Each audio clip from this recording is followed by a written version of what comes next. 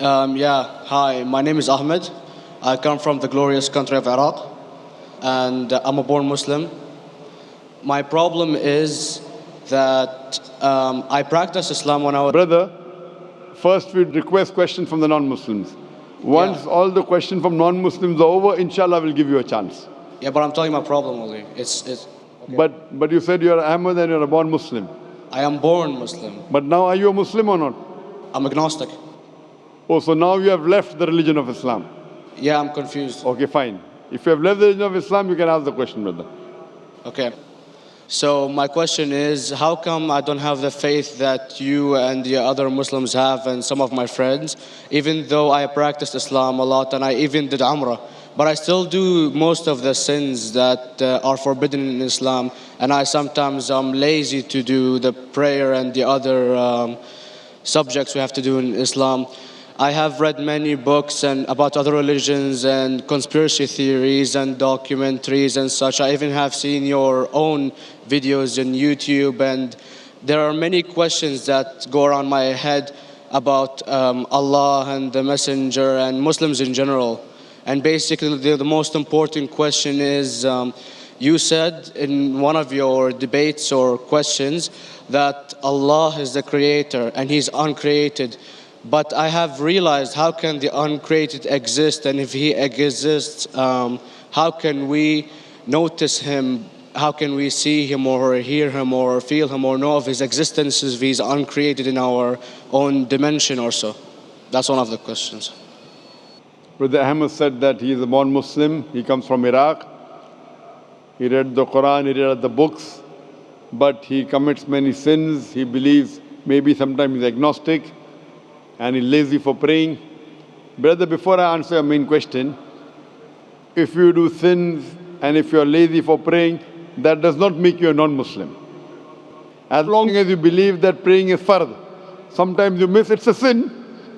It's a major sin that you sometimes don't pray, but that doesn't make you a non-Muslim. If you say praying is not required, then you're doing kufr.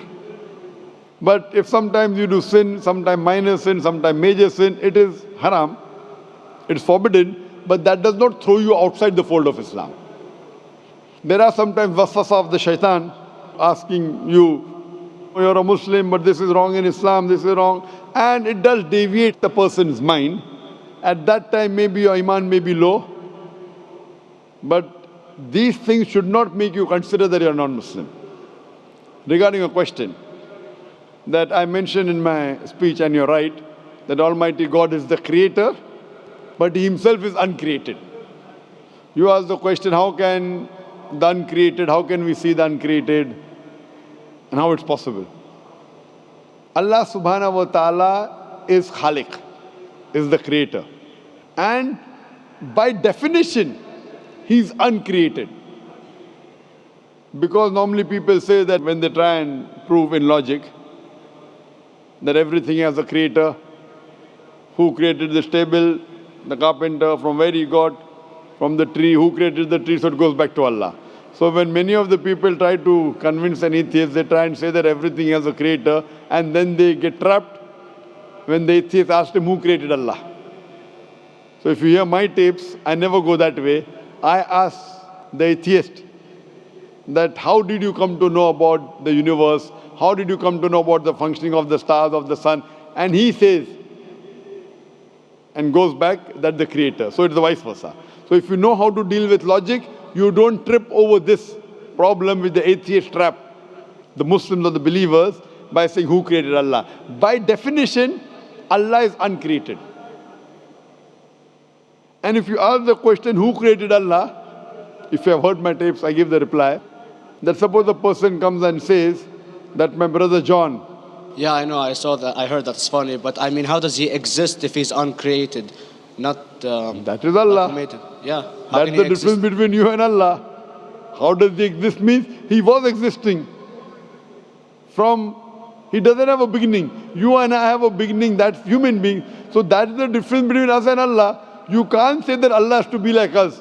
If Allah is like you and me, why should we worship Him? I see, but have you heard of the phenomenon, the Big Brother? used by various orders and political agendas to control the people and such by implementing it into multiple gods, and then later on it became a monotheistic religions all over the world to make it easier for Big the Brother, people sorry, to... I've never heard of the religion Big Brother. It's not a religion. It's like a theory, an idea, basically. For What does it example, say? yes. What does this idea say? What does it say? Is that when you have a big brother, it's easier for you to live life. When you have someone watching you the whole time, understanding you the whole time, protecting you the whole time, being with you the whole time, and you can talk to him, although he never talks to you back, maybe in your dreams, due to your mind and such, it's easier for you to live. While a human who does not have a big brother and is not easily controlled into doing so and is having complete freedom is a danger for the major ruling powers and such. So what does this say? I don't understand. Big Brother may be the Big Brother may not be the. So what does it have to do with Islam and God? What does it have to do? Because basically Allah is watching you the whole time. So you want to say that Allah is like a Big Brother?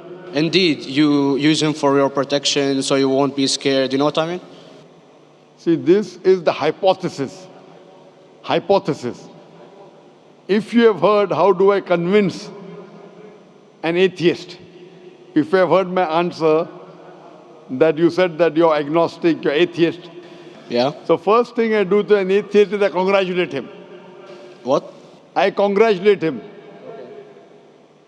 Have you heard my answer of atheist? Yeah, you congratulate them and stuff. But I haven't seen your debates with the atheist. I just saw your answers on some questions. Fine, so you haven't seen the answer of atheist. No, but I've seen your debate with David William Campbell. And that David William Campbell is not an atheist. Yeah, yeah. Now when an atheist tells me he does not believe in God like your theory of Big Brother, Yeah. and if you believe in that theory, I will ask you, first thing I do to the atheist, I congratulate him. You know why? Yeah, because they think and they don't follow what their parent does and such stuff like that. No. I congratulate him because he is not doing blind belief. The other people are doing blind belief. He is a Christian because father is a Christian. He is a Hindu because father is a Hindu. Most of the Muslims are Muslim because father is a Muslim. He is thinking. He says there is no God. He has said the first part of the Islamic Shahada, La ilaha. The reason I congratulate him is because he has said the first part of the Islamic Shahada, Islamic Creed, La ilaha. The only thing I have to do is illallah, which I shall do inshallah. So if you have heard my answer, an atheist becomes an atheist because he believes in science, he believes in logic. Or I ask him that if an equipment is bought in front of him, which no one in the world has ever seen, and if the question is asked, that who will be the first person who will be able to tell you the mechanism of this new equipment? What is the answer? Of course, he's going to tell you the producer or the maker of this equipment. Creator, producer, maker. So when we ask him questions that how did this universe come into existence, he will talk about the Big Bang. This what we're going to talk is already mentioned in the Quran 1400 years ago in Surah Anbiya chapter number 21 verse number 30. Avalam yaral lazina kafaru anna samawati wal arda kanat ratkum fataknahuma. Do not the unbelievers see that the heavens and the earth were joined together and we clove them asunder. This what you came to know 50 years back is mentioned in the Quran 1400 years ago. Who could have mentioned that? Well, in various civilizations in like 2000 or 5000 BC before Islam came or Christianity itself, there was various civilizations that are good in astronomy and they know more about our solar system than we do now, sadly. Brother, your knowledge of science is little, not in-depth. I do agree. There are certain things which were known as hypotheses. For example, we came to know, we were proved that the earth was spherical in 1577. I know that in 6th century BC, there were Pythagoreans who believed that the earth was spherical. But the same Pythagoreans who believed the earth was spherical also believed that the earth was the center of the universe, which is wrong. You show me one civilization which believes 100% what the Quran has mentioned. I challenge you. What you say, so do you mean to say there was a person who said, okay, this civilization, out of 100 things, these 2 things are right. Out of 100 things, these 5 things are right. Out of this 100, and picked and chose. Who can do that? No one besides the Creator. Even if you know that there were 10 different civilizations, hundreds of civilizations, there is not a single civilization that you know in the past which knew 100% of science what we know today. So where is your logic? Where is your theory? I do know that certain things were hypotheses, which were proved later on. But there is not a single civilization which knows everything what is mentioned in the Quran. So the answer goes back to the original question, who could have collected this in the Quran? Someone 1400 years back, could he do and say, okay, out of these 100 things, these 3 are right, out of these 100 things, these 2 are right, out of this, it's not possible. Mathematically, it's not possible. Well, you never gave the idea of extraterrestrials or so. I mean, knowledge is power. And Brother, I'm asking a simple question. We are not come here to have a debate. yeah. I'm asking you a question, point out a single civilization, you're asking something else. Yeah, We are alright. not here to discuss. You can come in the room and discuss. You ask a question, I'm giving you the answer. You gave about old civilization. I told you you're right. But out of 100 things, 98 they were wrong. So I'm asking you, who could have mentioned this in the Quran? You're talking something else now.